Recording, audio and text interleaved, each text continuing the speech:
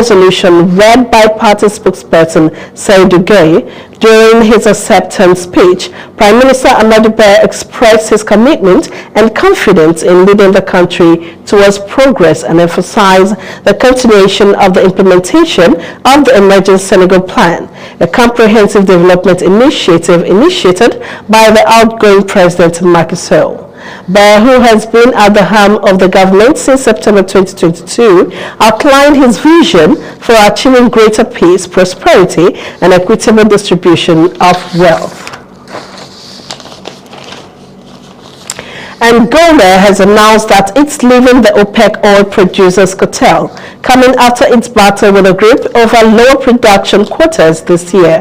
The African nation's oil minister, Diamantino de Azevedo, said Angola does not gain anything by remaining in the organization ever since the country joined OPEC in 2007. Disagreements over lower oil quotas for some African countries, including Angola, led to an unusual days-long delay to OPEC's November meeting, where the group, along with allied producers led by Russia, decides how much oil to send to the world.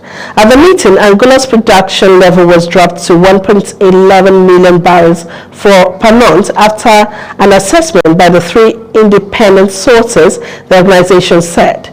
OPEC, led by Saudi Arabia, has been trying to bolster oil prices that have fallen in recent months over concerns about too much crude circulation in a weakening global economy, which could weigh on the thirst for oil for travel and industry.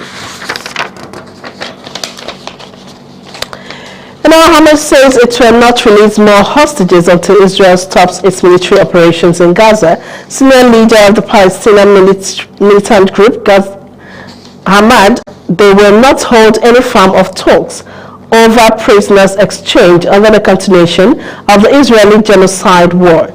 He added that Hamas was open to any initiative that contributes to ending the aggression on Gaza people. Meanwhile, the UN Security Council on Thursday again delayed a vote on a watered-down resolution to deliver desperately needed aid to Gaza, though the revision has now secured Washington's backing.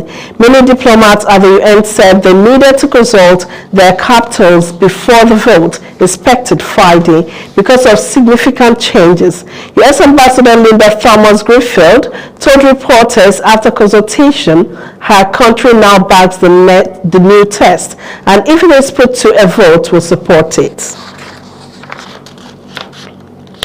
Police in Czech are working to uncover the motive behind the country's worst ever mass shooting, which saw a student open fire at a university in central Prague, killing 14 and wounding 25 others. Czech President Petr Pavel has appealed for unity and said the claim should not be used to launch political attack or spread misinformation. The victims who have not yet been named include the gunman's father. Tomorrow, Saturday, has been declared a national day of mourning. President Pavel has expressed his great sadness and helpless anger at the totally unnecessary loss of lives. The shooting began at the Faculty of Arts building of Charles University of Jan Palach Square in the center of the Czech capital. The gunman opened fire in the corridors and classrooms of the building, apparently killing at random, while staff and students used furniture to barricade themselves into rooms. And now in U.S., 3 police officers in the U.S. state of Washington have been found not guilty of all charges in the 2020 killing of a black man whose death drew comparisons with the murder of George Floyd.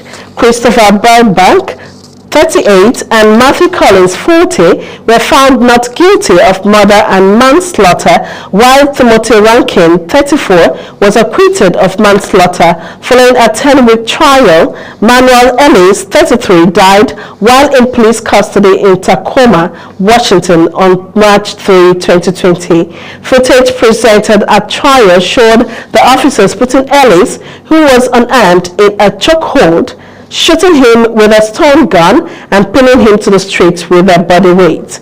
The police officer's lawyers argued that Ellis died from a lethal dose of methamphetamine combined with an existing heart condition and that he had kicked the door of the police car.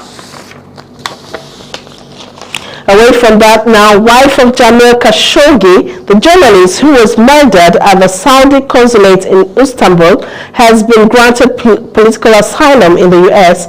Khashoggi died in October 2018, and U.S. intelligence says it believes Saudi Arabia was behind the killing.